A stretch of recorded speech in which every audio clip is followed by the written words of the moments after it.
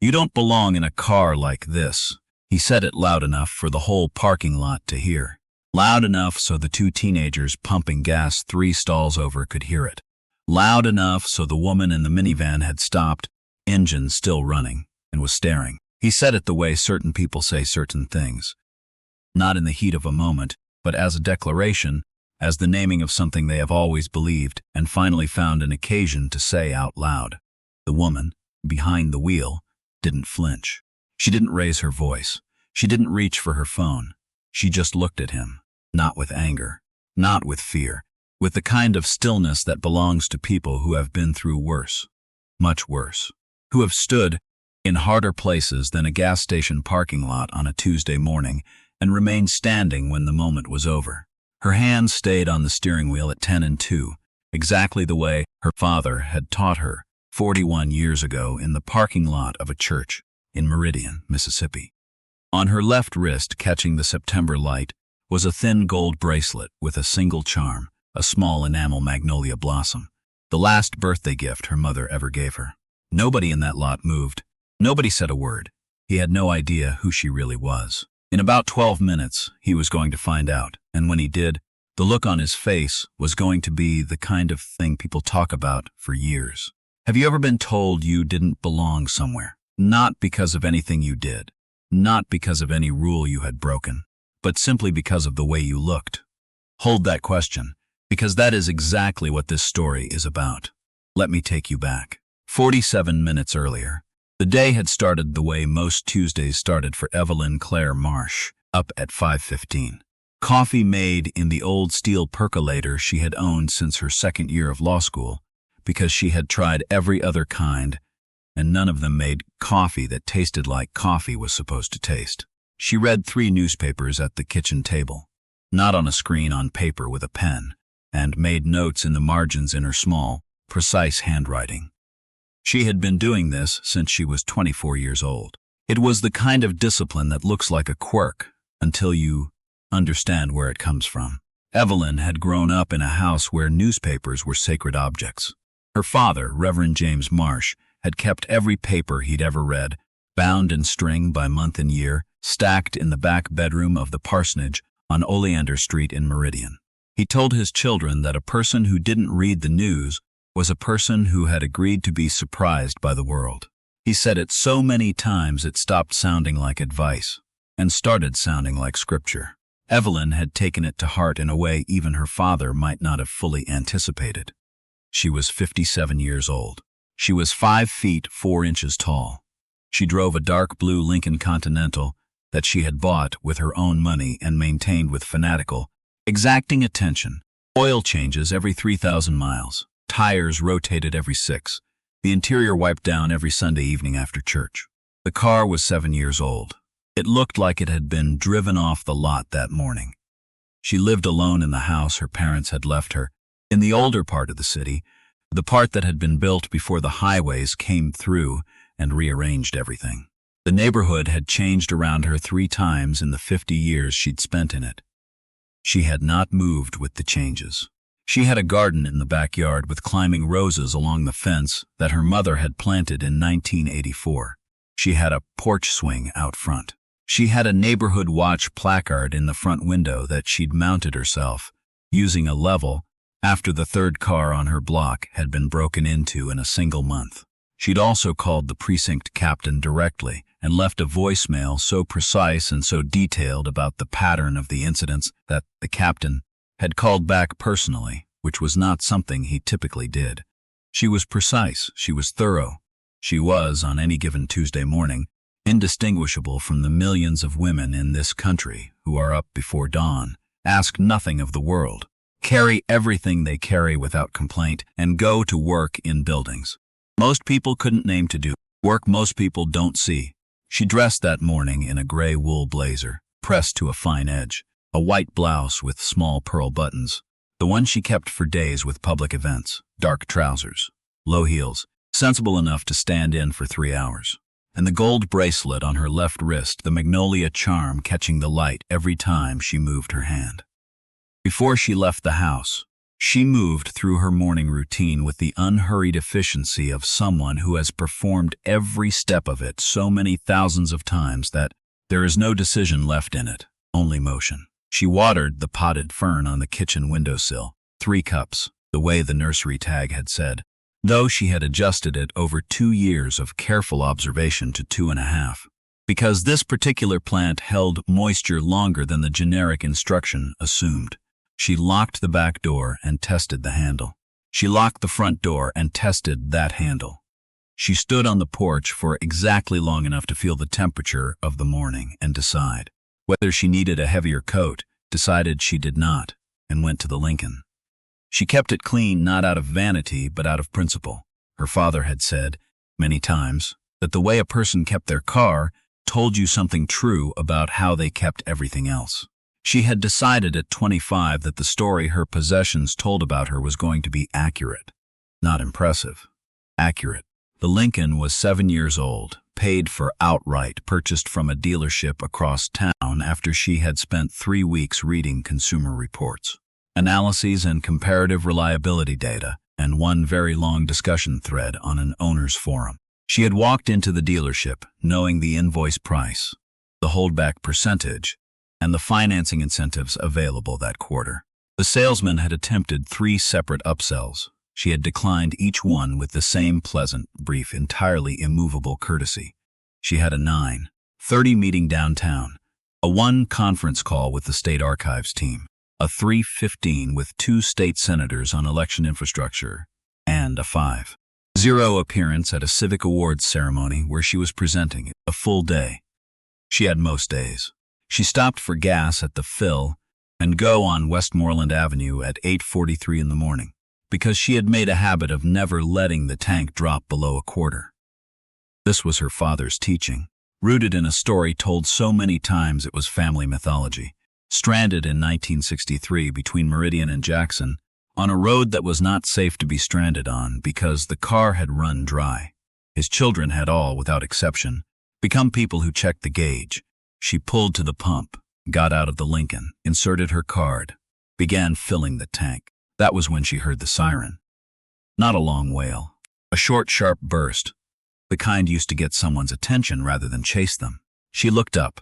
A patrol cruiser was parked behind her vehicle. The officer was already getting out, somewhere around 30, broad-faced, walking with the ease of a man who had grown very comfortable with the authority of the uniform before he had grown into it. His nameplate read Caulfield.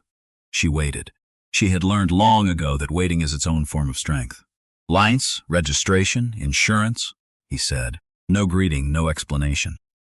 Good morning, Evelyn said, because she was not going to surrender pleasantness. May I ask what the issue is? License, registration, and proof of insurance. We can do this the easy way or the long way. She went to the car, retrieved the documents from the slim leather folio she kept in her glove box, organized precisely the way she organized everything, handed them over. He looked at the registration. He looked at the insurance card. He glanced at the driver's license, saw the name, saw the photograph, did not read the designation in the upper right corner of the card. He handed it all back. Got any outstanding warrants? No. Been drinking this morning? It is 8:45 in the morning. Is that a no? It is absolutely a no. He walked a slow circle around the Lincoln, looked at the tires, checked the plates, ran his hand along the rear quarter panel in a way that was not about checking anything except establishing in front of whoever was watching that he had the authority to touch what he chose to touch. Then he came back. Where'd you get a car like this? She looked at him. Let the question sit for a moment. I beg your pardon? This vehicle goes for $60,000 new. I'm asking where it came from. She said nothing, because there is nothing to say to that kind of question. There is only what you do with it. And then he said it, looking at her gray blazer, at her pearl button blouse, at her gold magnolia bracelet, at the woman who had been up since 5:15 and had done the work and paid the price and earned every single thing she owned without once asking anyone for permission. You don't belong in a car like this. The teenagers at the pump had gone completely still. The woman in the minivan, the delivery driver who had been heading into the store.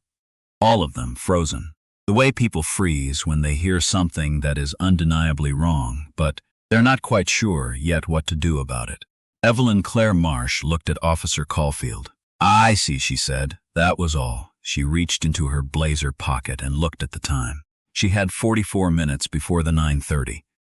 To understand Evelyn Marsh, you have to go back to 1978. Third row of a classroom in Meridian, Mississippi. A 14-year-old girl raising her hand before the teacher had finished asking the question. Her teachers called it impatience. Her father called it hunger. Her mother called it the thing that was going to take her somewhere. The Marsh household on Oleander Street was built around two deeply held convictions. The first was Reverend James's, that God watched and recorded everything, and that the moral accounting was always eventually settled, whatever it looked like in the short term. He had preached at Mount Calvary Baptist for 23 years. He had a voice that could fill a room without amplification, and a gentleness about it that meant the volume never felt like pressure. He visited the sick and buried the dead, and drove the elderly to their appointments, and showed up with a casserole every time a family on his block needed someone to show up.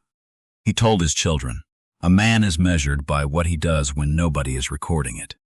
He told them this in the specific context of Mississippi in the 1960s, where the stakes of that principle were not rhetorical, where they were a matter of life.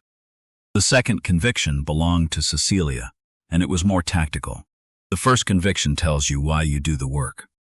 The second tells you how. Cecilia Marsh believed that every institution, every government body, every organization of any size was fundamentally a machine, and that machines could be understood, and that understanding a machine was the beginning of being able to operate it and, if necessary, to repair it. She had spent 31 years as a senior secretary at the County Tax Assessment Office, learning one particular machine from the inside. She had learned which forms created genuine legal obligations and which created the appearance of them. She had learned which supervisor's signature was required versus merely customary. She had learned that the person who controlled meeting scheduling controlled, in practical terms, a great deal more than scheduling. She had learned that institutional memory lives not in leadership but in administrative staff, because leadership turns over and good administrative staff do not. Cecilia never made speeches about any of this. She shared it across 31 years of Tuesday evenings and Sunday dinners and car trips and kitchen table conversations with her daughter, who absorbed it with an attentiveness that Cecilia sometimes found almost uncomfortable. The way you feel when you realize a child is listening to you more carefully than you expected. Evelyn had her mother's precision and her father's moral architecture, and something entirely her own underneath, both of those. Call it endurance, not the passive kind, the active kind, the kind that sees clearly and moves anyway, the kind that knows the cost and pays it, the kind that wakes up at 5:15 every morning and does the work knowing it will be slow and knowing it will not always be credited and does it regardless, because the alternative is to be the kind of person who doesn't. On Evelyn's 31st birthday, Cecilia sat across from her at the kitchen table, pushed a small velvet box across the surface, and watched her daughter open it. Inside was the bracelet. Gold chain, simple and refined with the magnolia charm in white enamel. A green stem painted with a precision that suggested the maker had cared about the work. It was old. The clasp had the particular warmth of a thing that had been opened and closed many thousands of times, by many different hands over many different years. "This belonged to my mother," Cecilia said. "Before that to her mother. I don't know the full history beyond that, because the full history was not always written down. But every woman in this family who wore it did something worth doing." She paused. "You wear it, you do something worth doing. That's all I'm asking." Evelyn had put it on, looked at her wrist for a long time. "I will," she said. She had not known, sitting there, how few months remained. Cecilia Marsh died 11 months later. Pancreatic cancer, fast and without mercy, the way it always is. Evelyn had been at her side for the final 72 hours, holding the hand that had typed 100,000 county documents and cooked 1,000 Sunday dinners and clasped a gold bracelet around her daughter's wrist with a simple and enormous request. That hand had never in all its years of work been anything other than what it needed to be. After the funeral, after the casseroles from the Mount Calvary congregation, after the cards and the calls and the strange hollow silence of a house that used to contain someone, and now didn't, Evelyn had taken 2 weeks. She had sat on the porch and in the garden and at the kitchen table and been for 2 weeks simply the daughter of a woman who was gone. Then she had gone back to work. She had put herself through law school on 3 scholarships and 3 part-time jobs, graduating in the top 6% of her class. She clerked for a federal judge named Harrington, who told her at the end of the clerkship year that she was the most technically precise legal mind he had encountered in 20 years on the bench. He said it while shaking her hand in his doorway. And she had thanked him and walked to her car and sat in the driver's seat alone for a few minutes, because she had wanted to tell her mother, and her mother was not there to tell. She spent 7 years in the state attorney general's office handling voting rights cases, the kind of work that doesn't generate profiles or prizes, that generates correct outcomes in administrative proceedings that protect the franchise of people who could not protect it themselves. She ran for state office twice, lost the first time by 900 votes in a race that hinged on a 3-county turnout differential she had studied with the same granular attention her mother would have recognized instantly. Won the second time by 11,000, having spent the intervening 3 years doing exactly what she had described in her campaign materials, which was not something every candidate could say. She was appointed to fill a vacant Secretary of State seat when her predecessor accepted a federal judgeship and then won the full 4-year term by the widest margin of any statewide candidate on the ballot that year. She had served for 3 years. She had reformed the voter registration infrastructure, digitizing 40 years of archived records that had previously required a physical trip to a specific building during specific hours, a per-page fee dating from 1987, and a week's wait. She had led a 3-agency procurement fraud investigation that produced 4 indictments and a civil case still in the courts. She had testified before the state legislature 14 times, 11 voluntarily, 3 by subpoena. And the 3 subpoenas had been issued by legislators who came to regret it because she had arrived with binders.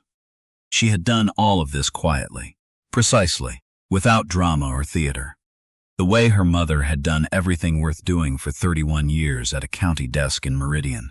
And every single morning, she put on the bracelet. She wore it because her mother had asked her to.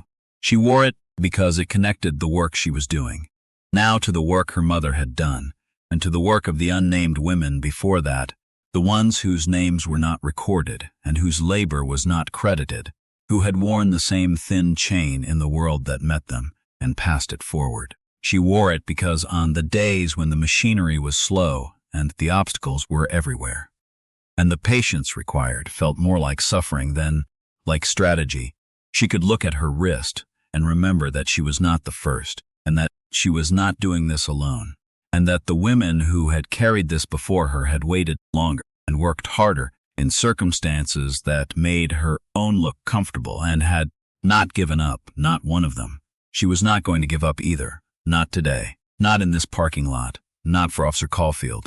He made her wait 22 minutes. 22 minutes beside her car while he sat in his cruiser running her plates. Her plates came back clean, as they had every time they had ever been run, because Evelyn Claire Marsh had not had so much as a parking citation in 30 years of driving. He ran them again. He ran them a 3rd time. He called something in on the radio. Then he got out and walked back, stepped to the front of the vehicle. On what grounds? Ma'am, I'm asking you to step to the front of the vehicle, and I am asking you to tell me the legal basis for this detention. I have not been cited for a moving violation. My plates are current. My registration is valid. My insurance is valid. My license is valid. On what specific grounds are you holding me here? His jaw tightened. You got an attitude, you know that? I have a 9:30 meeting, Evelyn said. I would very much like to be there. He stepped closer, not to touch her. To be a presence she was supposed to feel. You know what your problem is? People like you get a nice car. Start thinking the rules don't apply. People like you. She had heard it so many times across 57 years that she no longer received it as a wound. She received it the way you receive an old scar, with recognition, with a particular sorrow that was not about her, but about the persistence of this, the endurance of it, the fact that here it was again in a gas station lot on a Tuesday, in a year when it should have been otherwise. She reached for her phone. She called her office. Good morning, Secretary of State's office. Her Chief of Staff, Marcus Webb, professional and clear. Marcus, I'm going to be a few minutes late to the 9:30. I've been detained at the Fill and Go on Westmoreland. Please let the room know. A pause. The specific kind that means a situation has been instantly, completely understood. Mrs. Marsh, Marcus said, do you need me to call anyone? Not yet, she said. Stay available. She ended the call. She looked at Officer Caulfield. He said nothing. The woman in the minivan had her phone. Out then, Caulfield did the thing that would define the rest of his professional life. He reached for her wrist. The left one, the bracelet wrist, to pull her hand in the license she was already holding toward him. He grabbed it with the certainty of a man who had never once been held accountable for how he grabbed things. The clasp caught on his sleeve. The bracelet fell. It hit the concrete with a sound too small for the weight of what it was. The magnolia charm broke off cleanly. 2 pieces of Cecilia Marsh's last gift to her daughter lay on the ground of a gas station parking lot because a man who had decided this woman did. Not matter had confirmed it with a gesture. Evelyn looked down. Very still, she bent and picked up both pieces, held them in her closed fist, raised her eyes to Officer Caulfield. What was in her expression in that moment was not fury. It was not tears. It was something quieter and older and vastly more consequential. The look of a person who has been carrying something precious for a very long time and has just watched it treated carelessly, and who has placed that fact into the permanent record inside herself, where it will be neither forgotten nor misused. He stopped talking. The woman in the minivan had been recording for 3 minutes. Her hand was very steady. What Caulfield did not know, standing in that lot with no sense of what was converging on him from across the city, was that 3 things were already in motion. Marcus Webb had called the Highway Patrol Superintendent's office within 90 seconds of hanging up with Evelyn. The superintendent's office had called the district commander for this zone. That chain took 4 minutes. State Attorney General Patricia Solis, who had worked alongside Evelyn for 6 years and regarded her as one of the 3 best legal minds she had ever encountered, had read a text from Marcus, said "excuse me" to her morning meeting in a tone that closed the meeting without further discussion, and was already in a car heading toward Westmoreland Avenue. And a reporter from the state's largest daily paper, monitoring the Secretary of State's schedule as a matter of professional habit, had noticed the pushed 9:30, made 1 call, received 1 answer, and was on Westmoreland before the 22 minutes of waiting were over. Remember that number, 12 minutes. That is what remained. Caulfield asked her 1 more question. He asked it the way people ask questions when they are not actually asking. Questions when they are making a final statement about the order of things as they understand them to be. You got family? Someone who can come get the vehicle? Evelyn looked at him with a steadiness built over 57 years and said, Officer Caulfield, I would like you to read my driver's license. The whole thing. He took it back. He looked at the name. He looked at the photograph. He found the designation line, upper right corner, the line printed on the licenses of all constitutional officers of this state, Secretary of State. The silence that falls on a man in the moment he understands what he has done is a distinctive silence. It has mass.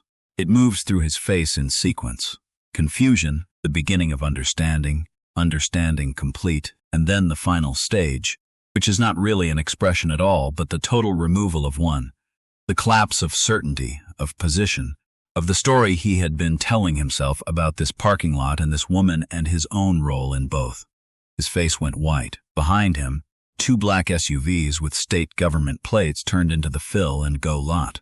Then a 3rd vehicle, the Attorney General's town car, doors opening, uniformed personnel. Senior staff, Patricia Solis crossing the lot in a dark blazer, at the speed of someone whose purpose does not require her to hurry because the outcome is already determined. And at the corner of the lot entrance, a man with a press credential clipped to his jacket, holding his phone up, already recording. The woman in the minivan was still recording. She had 11 minutes of footage, and her hand had not wavered once. Evelyn Marsh uncurled her fist, looked at the two pieces of the bracelet in her palm, the chain and the magnolia charm with its broken clasp. She closed her fingers around them again. She would have it repaired that evening at a jeweler named Mr. Aldous on Carver Street, a man who had known her mother and who matched the clasp exactly and who wept a little quietly while he worked, because he understood what the bracelet was and what it had always meant to the woman who wore it. But that was later. Right now, Patricia Solis crossed the lot, took both of Evelyn's hands, looked at her face and asked, "Are you all right?" "I am," Evelyn said. "I'm going to be a few minutes late to the 9:30. Patricia Solis made a sound that was not quite a laugh, but was the closest thing to one the moment aloud. The district commander had reached Caulfield. The conversation was brief, the specific kind of brief that contains a great deal inside it. The reporter stood at the edge of the lot and recorded all of it. The video from the woman in the minivan went online at 11:47 that morning. 11 minutes and 9 seconds of footage, steady-handed, with audio clear enough to hear every word. Every word. By 1 in the afternoon, it had 300,000 views. By 4 o'clock, it had crossed 2 million. By the time Evelyn Marsh stood at a podium at the Civic Awards ceremony that evening, on time, blazer pressed, pearl button blouse, repaired bracelet on her wrist, magnolia charm whole again. The video had been seen by 11 million people, had been the subject of live segments on 3 national networks, had generated a hashtag that was the #1 trending topic in the country for 14 hours, and had produced 417 emails to the State Highway Patrol's Public Affairs Office in a single day. That was 407 more than the department had received on any previous day in its recorded history. The hashtag was the phrase Officer Caulfield had used. 2 words, people like you, in capital letters, because what the internet understood faster than any institution could was that this was not a story about one officer and one woman. It was a story about a phrase that had been said in one form or another to an enormous number of people, in an enormous number of settings for a very long time, and what happened the one morning when it was said to someone who had a title that made the absurdity of it impossible to ignore or deny. The comments were something to read. Not the angry ones, though those existed.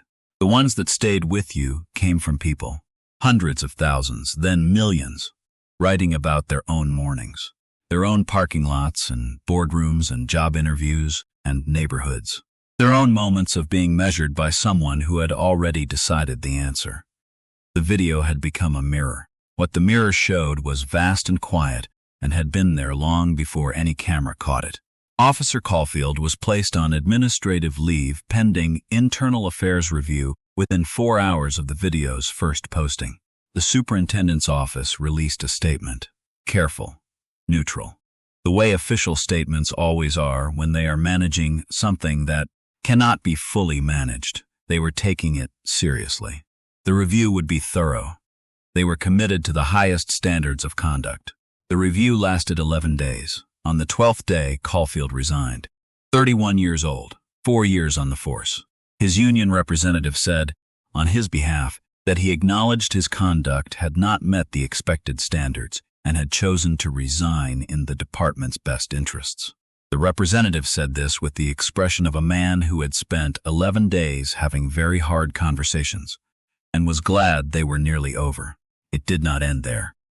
The video had prompted calls to the State Highway Patrol's accountability hotline, a mechanism established 2 years earlier, quietly, as a concession to advocacy groups who had pushed for some formal channel of complaint.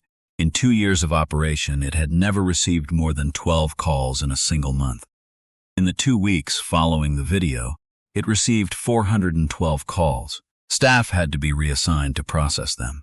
The review board, which had existed as a theoretical structure with a telephone number and a quarterly meeting, became overnight a functioning institution with an actual caseload. They began working through the complaints. In 11 of the 43 deemed credible in the initial cycle, they found a pattern: same district, same supervisory chain, same set of training deficiencies that had been flagged in an internal memo 3 years earlier, and filed somewhere internal memos go. When nobody in a position of authority wants to be the one to act on them. The superintendent ordered a full audit. This was not a decision made eagerly. It was a decision made because the alternative, declining to audit, watching the external scrutiny continue indefinitely, was worse. The audit took 44 days. It found what audits find when they are finally permitted to look. The gap. The distance between the policy that existed on paper and the practice that existed in the field. A gap that had been growing in a specific zone under a specific structure, because nobody had wanted the conversation that would slow things down and create friction and require someone to be held accountable before the accumulation became undeniable. 207 officers received mandatory retraining. 3 supervisors were reassigned. 2 additional officers, whose full records, examined now under the full weight of institutional attention, revealed patterns that no review panel could defend, were terminated.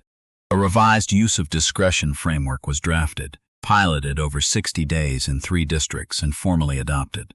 Within 14 months, 4 other state patrol agencies had formally requested copies to study as a potential model. None of this was announced with ceremony. Systemic change is not announced with ceremony. It is published in policy update documents that nobody reads except the people who have to. Evelyn Marsh knew this better than almost anyone in the state. She had spent her career in the machinery of exactly this kind of change. She participated in the process at every point where her participation was appropriate to her role and stepped back at every point where it was not. She met twice with the superintendent.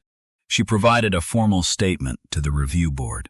She testified before the state legislature's Oversight Committee on Law Enforcement Practices, and her testimony was the kind that changes the temperature in a room. Not because it was emotional, though it was in its quiet way, but because it was precise, because it was documented, because it came from a woman who had spent 30 years learning how institutions actually function and could describe without embellishment and without mercy exactly where this one had failed and exactly what the remediation required. She also made one phone call that was not official business. She called the woman from the minivan. Her name was Denise Hargrove, 38 years old, a registered nurse at St. Augustine's Medical Center, stopping for gas on the way to a 12-hour shift. She had almost not recorded it. She told Evelyn this directly on a Tuesday evening, 3 weeks after the morning on Westmoreland, in a 40-minute conversation that neither of them had planned to be as long as it was. She had almost decided it wasn't her business, that she had a job to get to, that it wasn't her place. But I didn't put the phone down, Denise said. No, Evelyn said. You didn't, and that matters more than you know. Evelyn invited Denise to testify before the Oversight Committee. Denise was quiet for a moment and then said yes. Her testimony lasted 22 minutes. She talked about what she had seen, what had made her hold up the phone, what it had cost her emotionally to watch 11 minutes of something clearly wrong and know that holding up a phone was the only power she had in that moment. The committee was quiet throughout in the way. That means people have stopped waiting for their turn to talk and are actually listening. After the session ended, 4 committee members approached Denise separately. Not on the record, just to say thank you. The things that happen after the story, after the video, after the resignation, after the audit, are made of the wrong material for headlines. They are made of meetings and revised curricula and budget line items and policy, revision cycles. They are built slowly, the way everything worth building is built, slowly and without ceremony and with an enormous amount of patience. 7 months after that Tuesday morning, the State Highway Patrol formally adopted its revised accountability framework. The language in Section 4, governing discretionary stops and documentation requirements, drew substantially from a draft prepared by Evelyn's office. She did not announce this. It appeared in the patrol's routine policy update, in language that only the people who needed to read it would ever notice. 8 months after that morning, the state established an Office of Public Trust, a new body with specific statutory mandate to receive and investigate public complaints against state agencies, not just the patrol, all of them. The bill had been carried by two legislators who had sat on the oversight committee and been moved by what they heard in that hearing room. The governor signed it on a Thursday afternoon, without ceremony. Evelyn was not at the signing. She had sent Marcus with a letter. 9 months after that Tuesday morning, a girl named Amara enrolled at the state university on a scholarship that had not existed before. The scholarship had been organized by a group of donors, most of them women, nearly all from the older neighborhoods of the city, people who had known Cecilia Marsh or known someone who had. They had wanted to name it for Evelyn. Evelyn had said no. They had argued with her. Marcus Webb and Patricia Solis had taken her to dinner on a Thursday evening at a restaurant on the east side and made the case across the table, over coffee from a pot that was not as good as the steel percolator, with the kind of friendship that does not spare you from the truth. This was not about her. This was about her mother. It was about the girl who would receive the scholarship and stand at a podium and see the name on the certificate and understand what the name meant and what was being asked of her. Evelyn had been quiet for a long time. Then she had said yes. The scholarship was called the Cecilia Marsh Public Service Award. The selection committee reviewed 41 applications. The one they chose unanimously, without extended deliberation, was from Amara, 17 years old, from Meridian, Mississippi. Her application essay was about her grandmother, who had worked for 30 years as a secretary at a county government office, who had believed that the way you change a system is from the inside, slowly, with patience and precision and the willingness to still be doing the work long after anyone is watching or applauding. Evelyn read it twice. She called Marcus and said, "This is the one." At the award ceremony, Evelyn shook Amara's hand and looked at her, at the girl who had come from, where she had come from, carrying what she was carrying, beginning what she was beginning, and said, "Do something worth doing. Nothing else." That was all. It was exactly enough. It was, as her mother had known when she first said it, the only thing that needed to be said. The bracelet was on her wrist, whole. The jeweler on Carver Street had matched the clasp exactly and polished the magnolia charm until the enamel shone white and the green stem caught the light. It was, if anything, more beautiful for having been broken and repaired, as things sometimes are, as people sometimes are. If this story moved you, if something in it landed somewhere it needed to land, take a moment to like this video, share it with someone who ought to see it, and subscribe so you're here for what comes next. And before we go, I want to ask you something real.